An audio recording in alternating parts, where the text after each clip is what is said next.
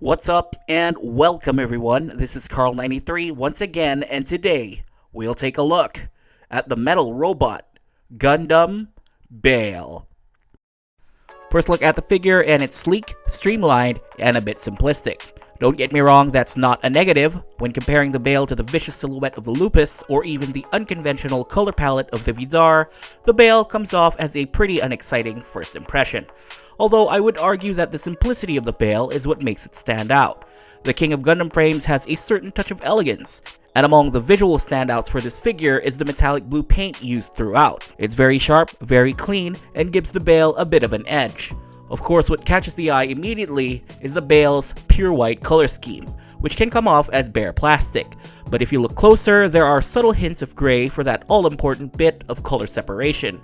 The Bael's overall proportions is accurate to its animation model, although since this is the metal robot line, there's still some stylization. The arms, legs, torso, and skirts are all a bit longer.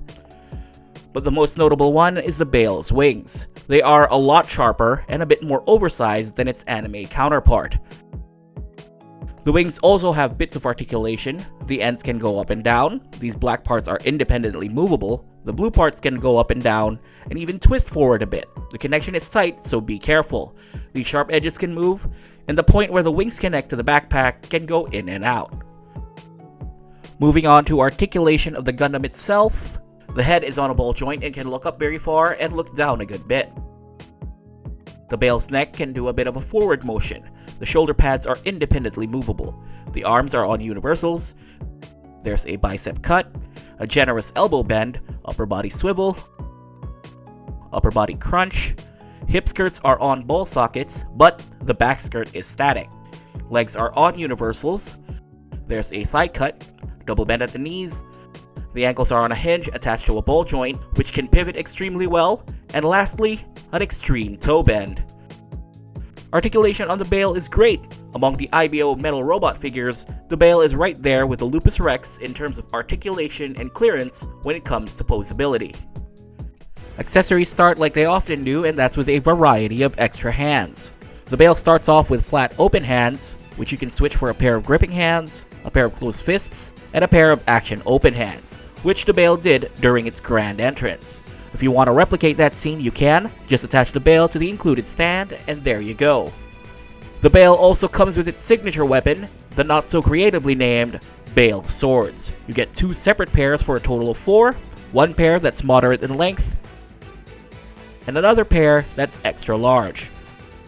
When not in use, the Bael Swords can be stowed in the separate sword mount, but as a caveat, you can only store the smaller swords. You also get a shining effect part that's only compatible with the larger blades.